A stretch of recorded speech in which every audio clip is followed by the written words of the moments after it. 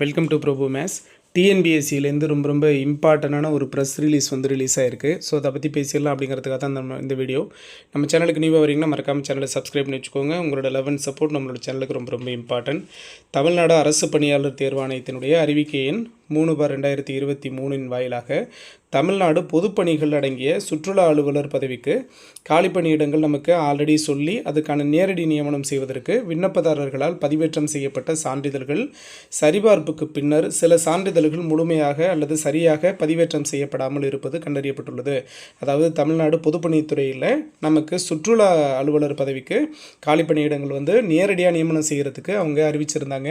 அது சம்மந்தமாக நிறைய பேர் ஆன்லைனில் அப்ளை பண்ணியிருந்தீங்க. அதில் அப்ளை பண்ணவங்களில் நிறைய பேரோட சர்டிஃபிகேட்ஸ் அப்லோட் பண்ணுறதுல இன்கம்ப்ளீட்டாக இருக்குது அல்லது நீங்கள் அப்லோட் பண்ண டாக்குமெண்ட்ஸ் இன்கம்ப்ளீட்டாக இருக்குது அல்லது அவங்க கேட்டிருந்த டாக்குமெண்ட்ஸ் எல்லாமே ஃபுல்ஃபில்லாக இன்னும் நீங்கள் அப்லோட் பண்ணாமல் இருக்கிறீங்க. ஸோ ரெக்வயர்ட் டாக்குமெண்ட்ஸ் எல்லாத்தையும் நீங்கள் உங்களுடைய யூசர் ஐடி பாஸ்வேர்டு கொடுத்து செக் பண்ணிவிட்டு எல்லாமே சரியாக இருக்கா அப்படிங்கிறத வெரிஃபை பண்ணுங்கள்.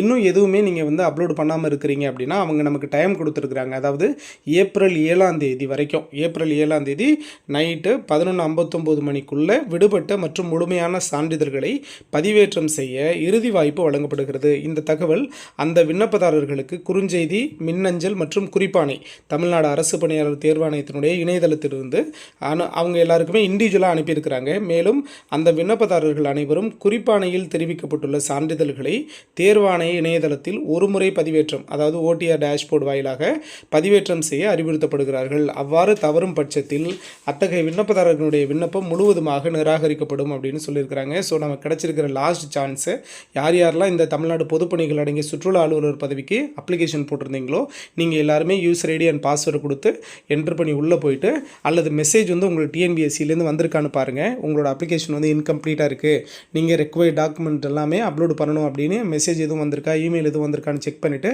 உடனே அந்த டாக்குமெண்ட் எல்லாத்தையும் அப்லோட் பண்ணிடுங்க. நமக்கு டைம் கொடுத்துருக்குறாங்க ஏப்ரல் 7 வரைக்கும். அதுக்குள்ளே நீங்கள் அப்லோட் பண்ணிட்டீங்கன்னா ஓகே. அதுக்கப்புறம் இல்லை அப்படிங்கிறப்போ கண்டிப்பாக இன்கம்ப்ளீட்டாக இருக்கிற எல்லா அப்ளிகேஷனையும் ரிஜெக்ட் பண்ணிடுவோம்னு சொல்லியிருக்கிறாங்க. ஓகேவா? ஸோ இன்னும் இது மாதிரியான அப்டேட், டிஎன்பிஎஸ்சியோட அப்டேட் எல்லாமே நம்ம சேனல் உங்களுக்கு ஃபாலோ பண்ணி கொடுத்துட்டே இருக்கும். மறக்காமல் பிரபு மேத்ஸ் யூடியூப் சேனலை சப்ஸ்கிரைப் பண்ணி வச்சுக்கோங்க. தேங்க்யூ.